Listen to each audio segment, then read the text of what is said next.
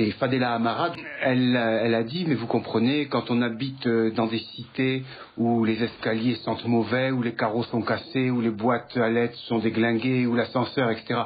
Mais bon, la première question, c'est qui a cassé tout ça? On ne leur a pas fourni. La plupart de ces cités-là, notamment je pense à Sarcelles, à Nanterre, ont été construites à l'origine pour accueillir les pieds noirs, dans les années 60.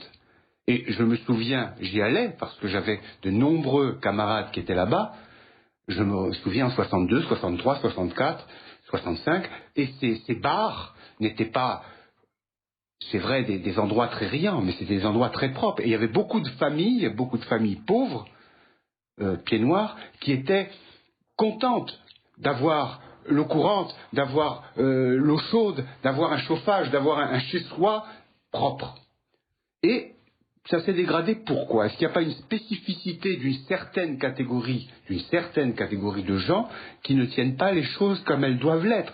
Je prenais l'exemple que Bernard, je pense, a en tête, c'est dans le 13e arrondissement, ce qu'on appelle le Chinatown, qui était des barres d'immeubles, des immeubles très hauts, qui à l'origine étaient habités par des immigrés venant de l'autre côté de la Méditerranée.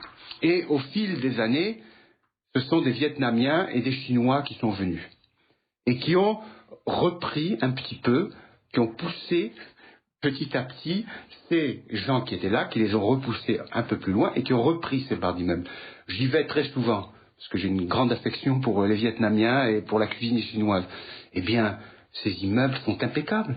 Les ascenseurs sont propres, ça sent bon le riz basmati, les boîtes à lettres sont impeccables, les carreaux ne sont pas cassés, les jeunes filles peuvent rentrer chez elles à minuit après être allées déjeuner, dîner avec leurs camarades dans le coin sans être agressées. Il n'y a pas un couvre-feu de fait. Alors, tant qu'on ne dira pas des choses comme ça, on peut multiplier les mesures, on peut construire une bibliothèque Louis Jouvet, comme il y en avait une à Villiers-le-Bel, et refaire une bibliothèque Coluche demain, et elle sera brûlée dans 15 jours, et on la refera. Et à Villiers-le-Bel, ce sont des écoles, ce sont des centres culturels, ce sont des bibliothèques.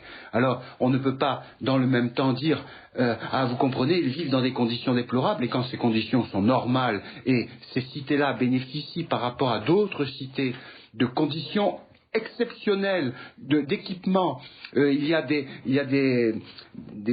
aide les chefs d'entreprise à s'y établir, on essaie de faire une animation de quartier, on transforme parfois même les policiers en assistantes sociales. Il y a des mesures qui ne servent à rien. Alors il y a un moment où il faut se demander pourquoi. Et Fadela Amara ne devrait pas se demander pourquoi les carreaux sont cassés, mais qui les casse. Voilà.